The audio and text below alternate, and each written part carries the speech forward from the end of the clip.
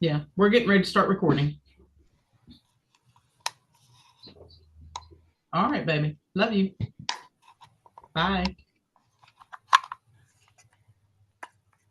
There we go. Smile when you're having a phone call because, people can tell. I think that's what we discussed.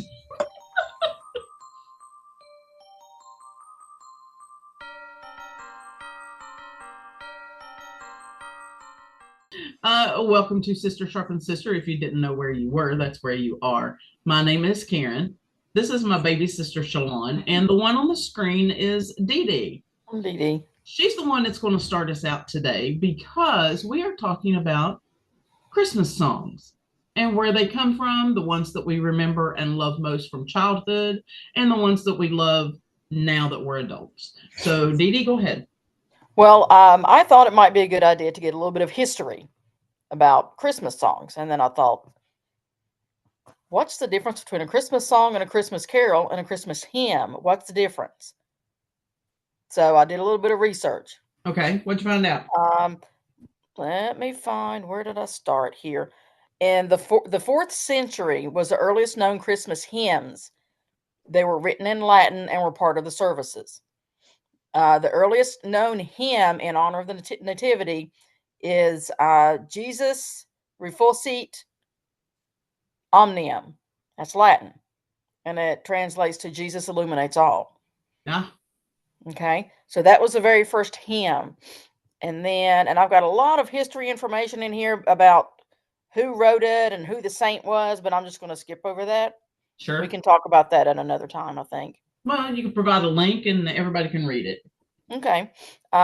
In the 12th century, a Parisian monk began adding Christmas related lyrics to popular songs, creating the earliest carols. In You the know what that 13th, reminds me of? what's that? That's what John Wesley did for church songs. Oh, okay. He took songs that people would play at like pubs Mm-hmm. and used the same music but put Mm-hmm. Christian words to it, and then had Right. those same people that were playing the instruments come to church Right. to play the Well, music while and that's somebody sang. kind of like when Christianity, when it was new, they kind of started mingling old customs and celebrations of other faiths, Yeah. melded them into the Christian faith. It's the same thing. Yeah. Yeah. So, okay, so the Parisian monk did that, and then that was the 12th century. The 13th century, under the influence of Francis of Assisi, Yeah. the I'm familiar with that name.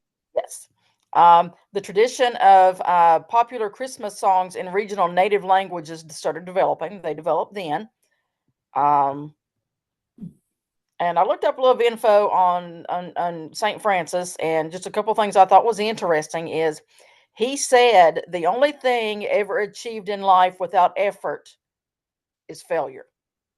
Ooh. Oh, that is so good. Yes. I want that And on a he, t-shirt. yep. And he also said, do few things, but do them well. Simple joys are holy. Hmm. And from that, I'm taking that don't try to be a jack of all trades. That's what I'm getting from it. And he also said, a single sunbeam is enough to drive away many shadows. This is true. hmm Okay, so in 1426, the first English language Christmas carols appeared in a work by John Awdley, Awdlay, and he was an English chaplain. In 1582, many popular carols were printed in hold on a minute. Cantiones, which means spiritual songs. It's a Okay. collection of late medieval Latin songs. Oh, wow. Huh. Yeah, I don't speak Latin. Neither do I. You can learn it on Duolingo, though. That's okay. I'll pass. For now, anyway. In 1865, William Chatterton Dix, who was an insurance company manager from Glasgow, Scotland, wrote What Child Is This? Aw. hmm Hey. Yeah. In 1824, Ernst Anschutz, and it's a German name, so I may not have the pronunciation right, was a composer from Leipzig, Germany, wrote O Tannenbaum, which was translated into English and is more commonly known as Old Christmas Tree. And in the 1930s to the 1950s, Christmas music experienced a renaissance with songs that emphasized Christmas motifs like Santa Claus, snowmen, and the Christmas tree. Yeah. The difference between hymns, carols, and songs. Okay. Now, a Christmas song, there are popular Christmas songs that are specifically about Christmas, but are typically not religious. They have not necessarily a religious base to them. Right. So Okay, they're secular. Right, exactly. They're secular. And an example might be Jingle Bells. Okay. And just a little history on Jingle Bells, and I think we discussed this a little bit last year, is it was originally written as a Thanksgiving song. It was written by James Lord Pierpont, I think I'm pronouncing that right, in 1850, and he published it in 1857 as One Horse Open Sleigh. That was the original song title. In the 1860s and 1870s, the song became associated with Christmas instead of Thanksgiving, perhaps partly because children would sing the song at Christmas time. And Bing Crosby's 1943 jazzy version of Jingle Bells pretty much cemented the song's recognition as a Christmas song. Yeah. Now, Christmas hymns is a type of song, usually religious, specifically written for the purpose of praise, adoration, or prayer, and in the Christian tradition, typically addressed to God. They are not exclusively to Christmas. Christmas hymns, or hymns of any kind, you can sing them any time of the year. And songs like "O Come All You Faithful," "Hark the Herald Angels Sing," they are often called carols, but they were originally Latin hymns. But from about 1200 to 1700, translations were put into English, and they started becoming carols at that point. Another song that is a hymn that is actually a Christmas song, but it's not normally sang a lot at Christmas that I hear is "Go Tell It on the Mountain." Yes. That's a Christmas song? Yeah, "Go Tell It on the Mountain" that Jesus Christ is born. Oh, okay, yeah. And I have also... Sorry, I didn't make the connection. Well, I hadn't either until a few years back. Well, yeah, and I have a little bit of information about another one that I like, and I did not realize this about the song until I was reading doing my research, is "Joy to the World." Okay. Now, rather than celebrating the birth of Christ, the text of the hymn represents Christ's triumphant return. Yes. The words written by English writer Isaac Watts in 1719 are based on the Christian translation of the second half of Psalms 98 and part of Genesis 3, I think. So that is not about the birth of Christ, although it works for that. It but does. wasn't the purpose of it, right? And in the late 1990s, it was named the most popular Christmas hymn in North America. Oh, wow. Wow, okay. That's pretty cool. I like that song. I do too. It's very upbeat. Sure is. Now, Christmas carols. A Christmas carol is a song about a religious topic that's treated in a style that is familiar or festive.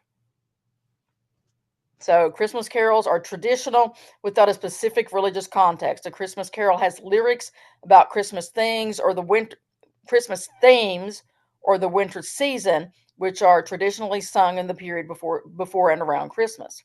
And the example that I found is the song "Silent Night." Now, that song was originally written in German. It was composed in 1818 by Franz Xavier Gruber, with the lyrics by Joseph Mohr, M-O-H-R, and it was translated into English in 1859.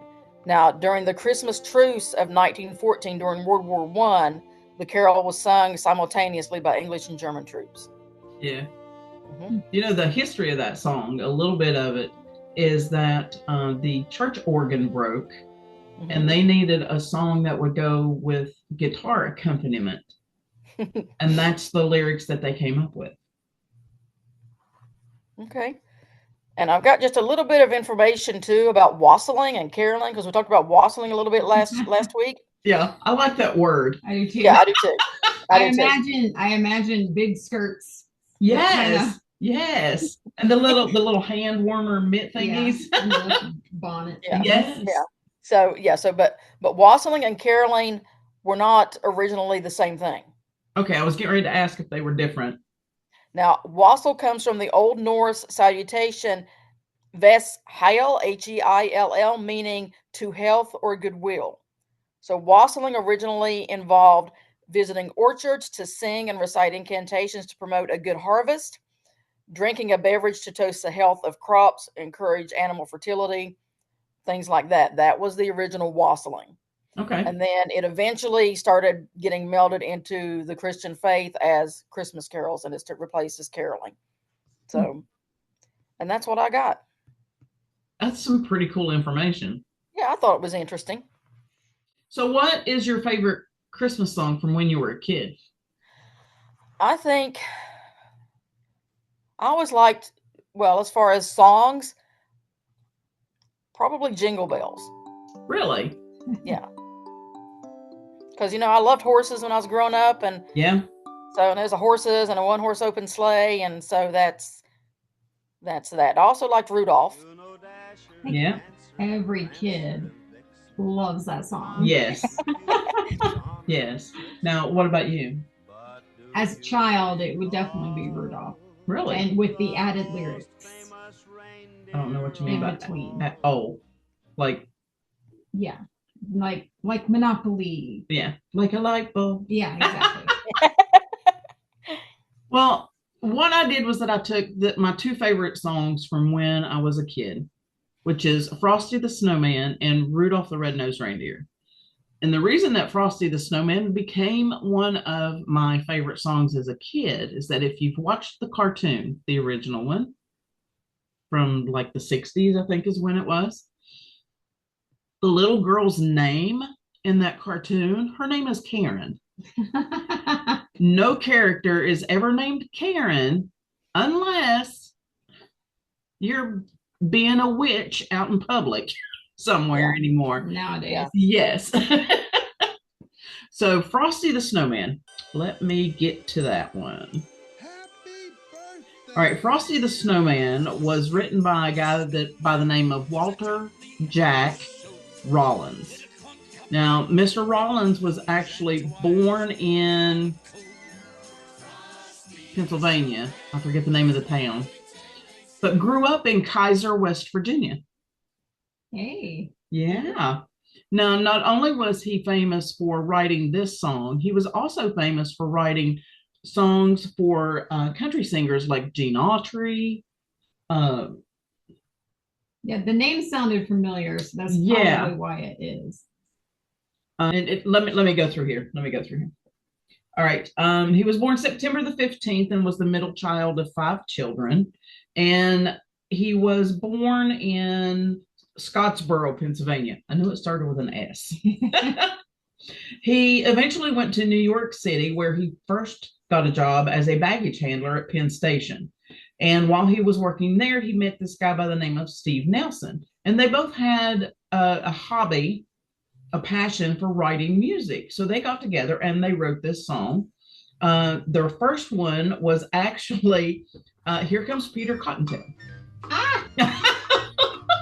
Written, I think, in 1957 and was released in 1958.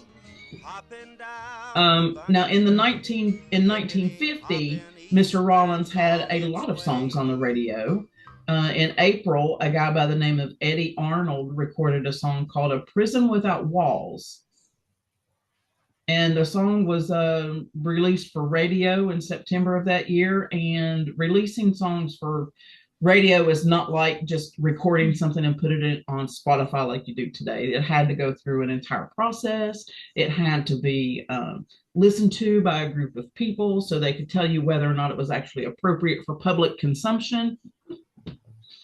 Let's see. 2 songs were written in 1949. That's when it was written. The first one was Peter Cottontail. And he wrote the lyrics in less than 6 minutes. Now, sometimes those are the best songs. Yeah. Uh-huh.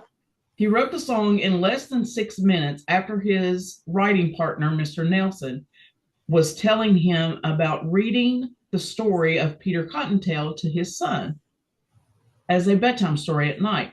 So he came up with that song.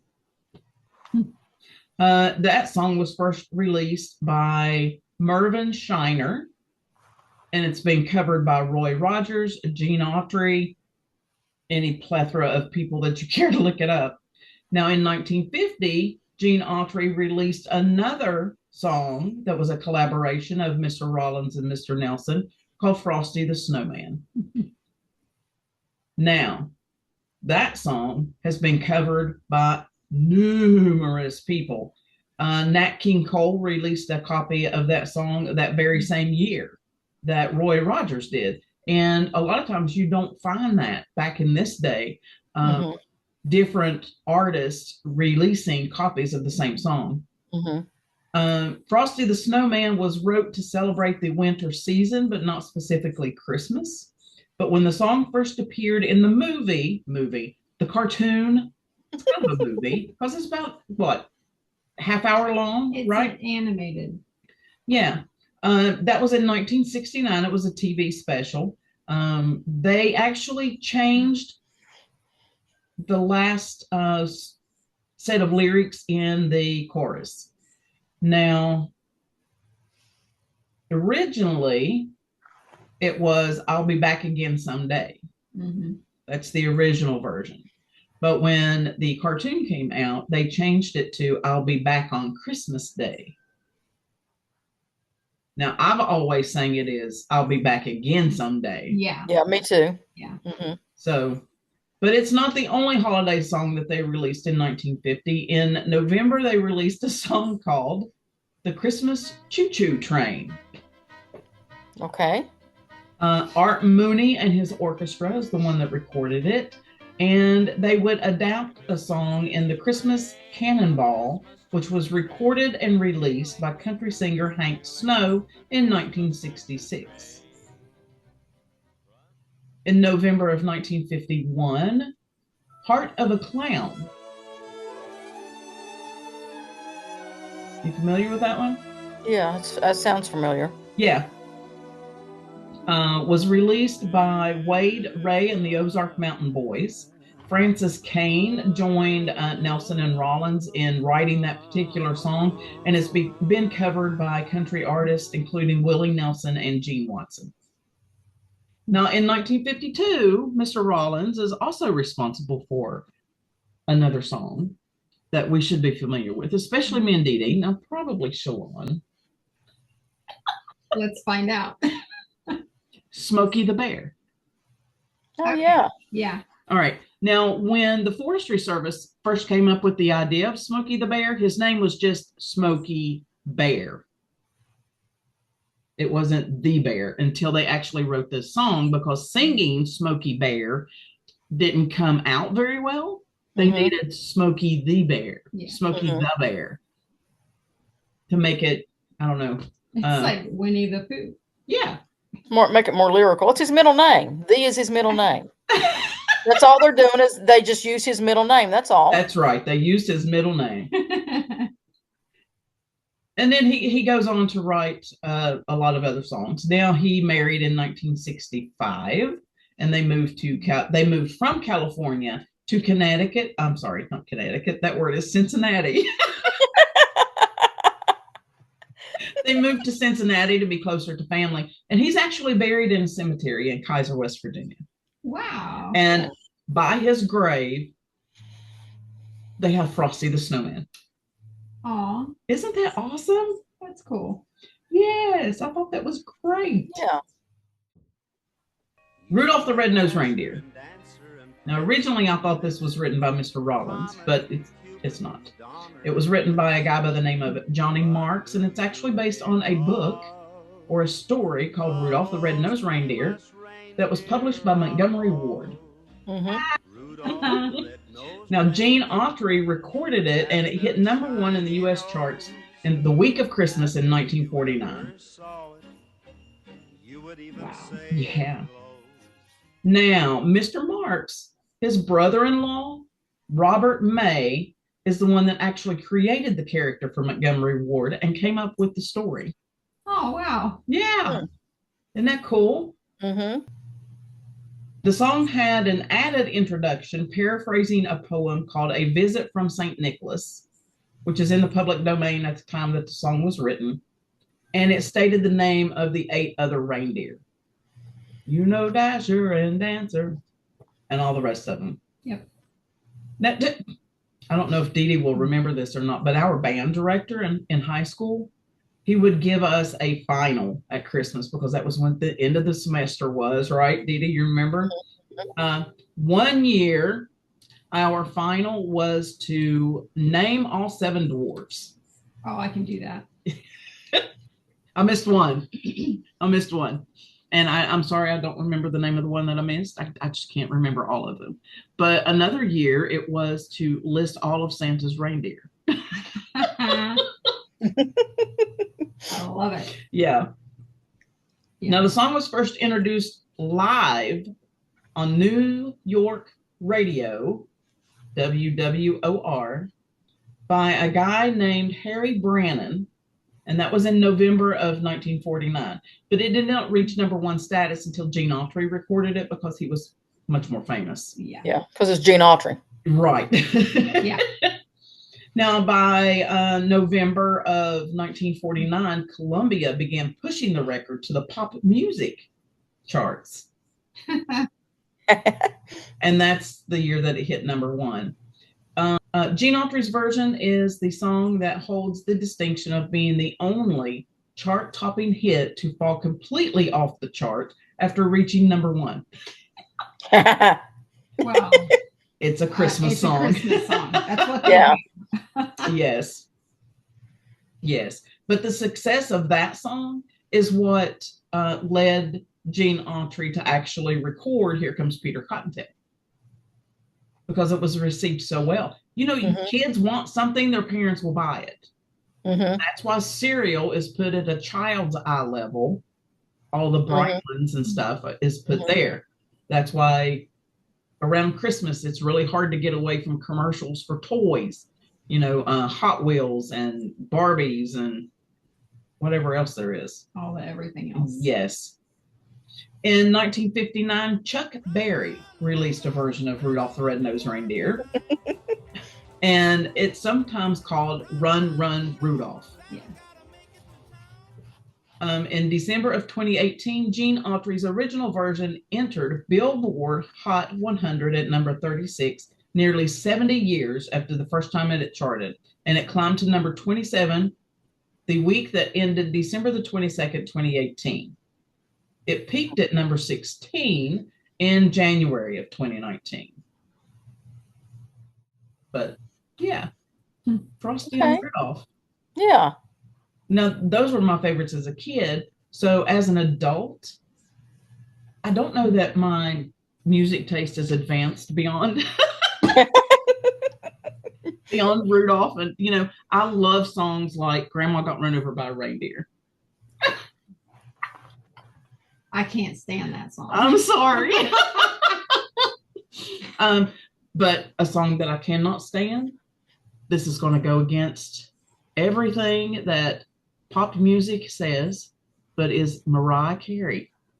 All I Want for Christmas Is You. Oh, gosh. Kill it. Kill it. Exactly. Set it on fire. I'm so over that song.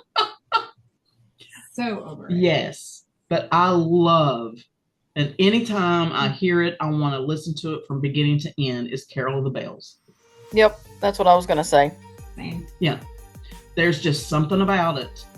And when you hear it with these big churches that actually have the bells, that the bells. Yep, I have. Church that I went to in Florida would do that. Yeah, I've got chills just thinking about it. Shalon actually helped play that once. She held one of the bells. Oh, yes. I've done that too. Played handbells for a while. Yeah. Yeah, it's awesome. I love that song. That is my favorite. Contemporary Christmas songs. I don't know that I have one that's a favorite. I do like listening to Michael Bublé. I think he's got a really good voice. Yeah, his versions of the Christmas songs are done well. Yeah. My preference for Christmas music, though, is not new, not contemporary. Oh, Yeah, I prefer stuff that was played in Traditional. the 60s. Yeah. Traditional songs yes. Yes. or vintage songs. Vintage. There you go. That's the word. I'm vintage. Yeah. You're Me vintage. too. I'm vintage. She's vintage. See, I'm wearing vintage red. Vintage red? I'm just Yeah, wearing 'cause bright red. Yeah, because way all those years ago, the color red was not as bright as your shirt, Karen. It was Yep. more like this. Oh, yeah. Yeah. This is green. I don't know if you can tell. Well, you Yeah, can I can over tell on it's that green. side where the light is. Hmm. We actually decorated for Christmas a little bit. I see that. What is that that's hanging on the wall? That. Yeah. That is the cast of the Nutcracker. That is the Nutcracker, the Sugar Plum Fairy, and the Mouse King. They are reenacting the scene that you see on this poster right here, the Goonies. The Goonies poster. Where they're all hanging. I'll put in a picture of it. Yeah. This is because our elf is in storage, Mm-hmm. but my youngest figured it out. Thank God. Yeah. So we've just been playing around with those guys. Yep. Anyway. All right. Shalom, what have you got for us? All right. What I have is because again, I'm not much on favorites as an adult. I asked my family what their favorite songs were. Okay. And my youngest happens to agree with all of us that Carol of the Bells is a great Christmas song. Yeah. Mm-hmm. Now, something that I did not know was Carol of the Bells was originally a New Year's Eve or a New Year's song.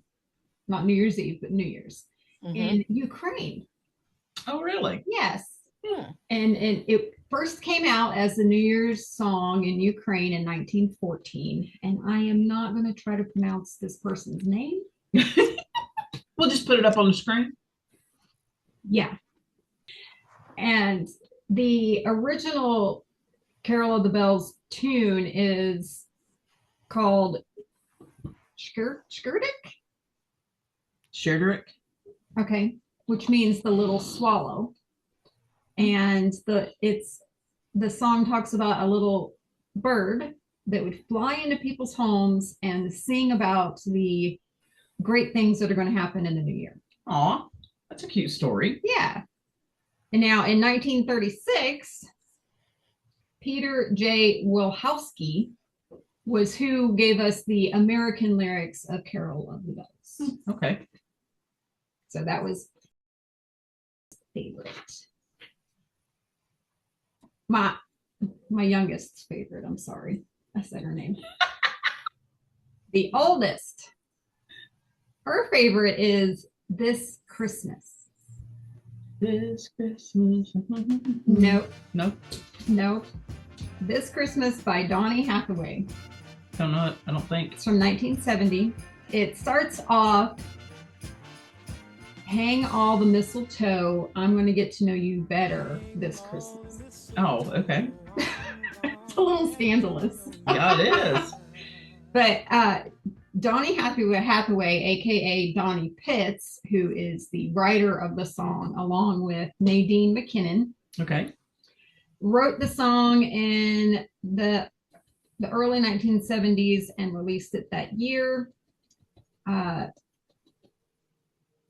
dog is scratching if you can't hear him. It's a song that celebrates the possibilities, the expectations, the anticipation of Christmas, the good fun, the happy, loving times, and the creation of the song, according to Miss Nadine McKinnon, was God's plan. God was in the plan, and Donny Hathaway was a genius. Huh. Okay. All right. How did she find out about that song? We listen to a lot of kinds of music. Okay. They know the lyrics to almost every Journey song and U2 song there is. Yeah. Like Well, I mean, it's just because it's such an old song is the reason I was asking. my children know good music. That's good. And they Yes. can sing songs to 80s rock anthems as well. Yeah. So they know good music. Okay. And they actually told me that they also enjoy the older Christmas songs. Good. Okay. Yeah, that's good. Yeah. So that warmed my heart. I It was like, does. yay! Mm-hmm. So my husband, his favorite Christmas song is Merry Christmas Darling by the Carpenters, Okay. which also came out in 1970. Yeah. I know the Carpenters were big Yeah. in the 60s and Yeah, 70s. yeah, he really likes Karen Carpenter's voice, which she's beautiful. She does have a beautiful She voice. does. So a neat little fact about that song was the lyrics were given to them by their professor, their choral professor from the what was it? California State University in Long Beach. Hmm. And his name is Frank Pooler. Did they pay him? He gets credit for it. I Okay. imagine I don't know for sure, but I imagine he gets He got something? royalties Something. from it. I don't know. But he had written the song when he was a boy Aw. about a girl that he had liked. Aw. Which I That's thought was cute. very sweet. Yeah. And we had mentioned this earlier, but Pooler had said that Richard Carpenter wrote the tune for the lyrics in 15 minutes. That's so amazing that somebody can come up with something just on the spot. Yep. Another Christmas song that I enjoy and I think is funny is I Want a Hippopotamus for Christmas. Yes. Which was sang by Gayla Peavy, written by John Rocks, and released in 1953.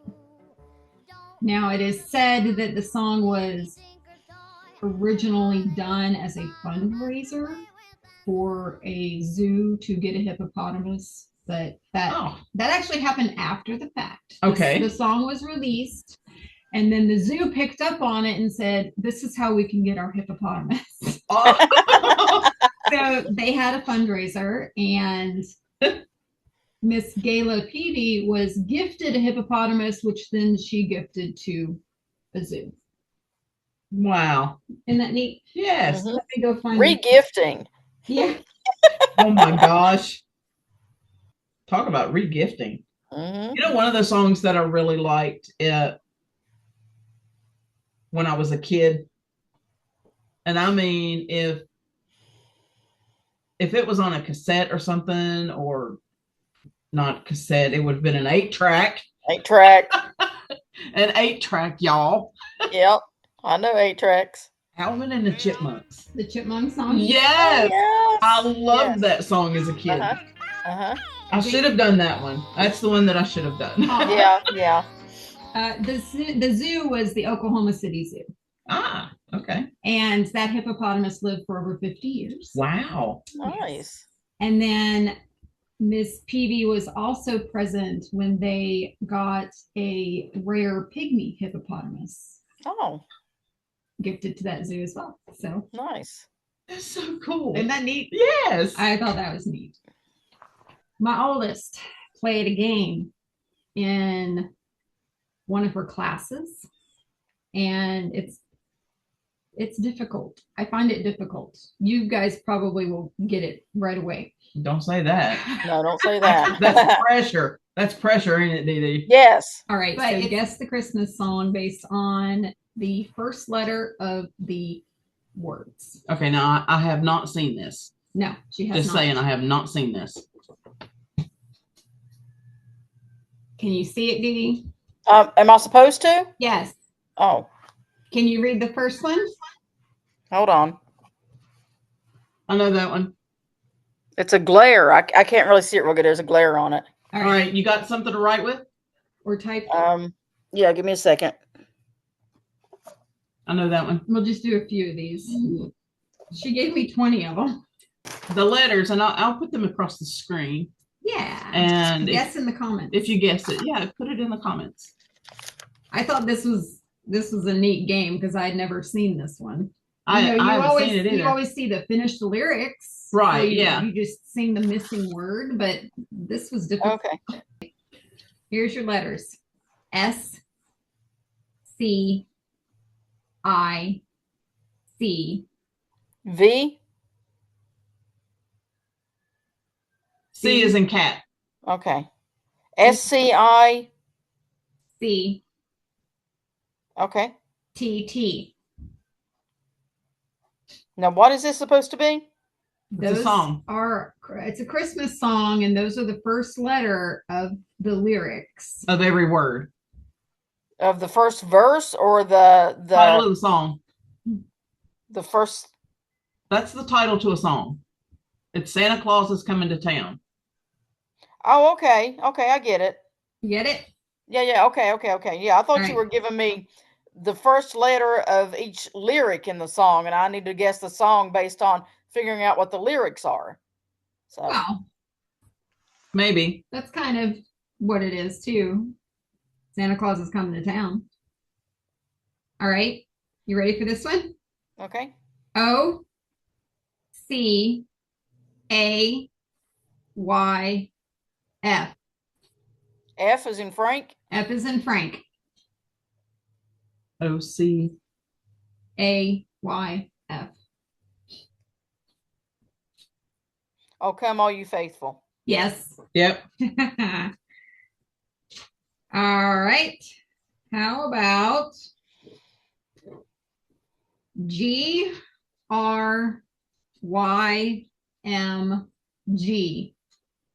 G is in go. Yes. I don't know this one. At first I thought it was You're a Mean One, Mr. Grinch, but that's Oh, I know it. Do I know it? No. I have no guess on that one. Oh, she's got a folded piece of Okay. paper with the answers. I got a cheat sheet. I told her, I said, I need a cheat sheet. You can't just leave me to the wolves. That's number 18. God rest ye merry gentlemen. Oh, yeah, that's a Okay. good one. Okay. And we'll end on this one. Okay.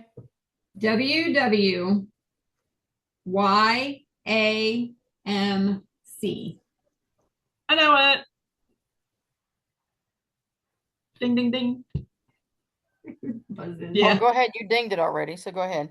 We wish you a Merry Christmas. We wish you a Merry Christmas. And we do wish you a Merry Christmas. Yes.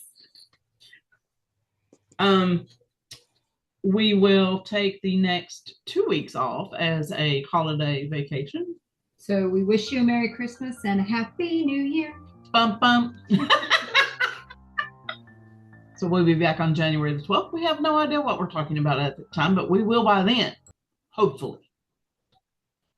If not, you just get to sit and listen to us talk. Okay. Dee Dee, you have anything? No, I mean, Merry Christmas, Happy New Year. Be festive and merry and safe. Yes, be safe and don't forget the true meaning of Christmas. Yes. Exactly. Yeah. I will sing to the Lord all my life. I will sing praise to my God as long as I live. So singing to praise the Lord is perfectly fine. Yeah. That's Psalm 104:33. Awesome. And there's lots of verses that say that singing is good. Yes. That's what I tell my children when they wake up in the middle of the night and have a bad dream, Just to sing. to sing praises to Jesus. Yep. Yep. All right. Well, we will talk and chat, figure out what we're going to talk about on the 12th. Okay. Yeah, I'll talk to you before Christmas. Maybe on Christmas. Okay. Okay. We love you. Okay. Love you. Mwah. Bye. Bye. Bye. Oh, it's reindeer The now. reindeer. Reindeer. Yes. I need a red nose. Maybe I could put that in. Bye. Hey, bye. Come on. Come on. Up. There you go. Hey, Flynn. Wearing his squirrels today. How about that? All right. We'll talk to you soon. Okay. Love you. Love you. Love you. Bye. Bye. Bye. Oh, what are you doing?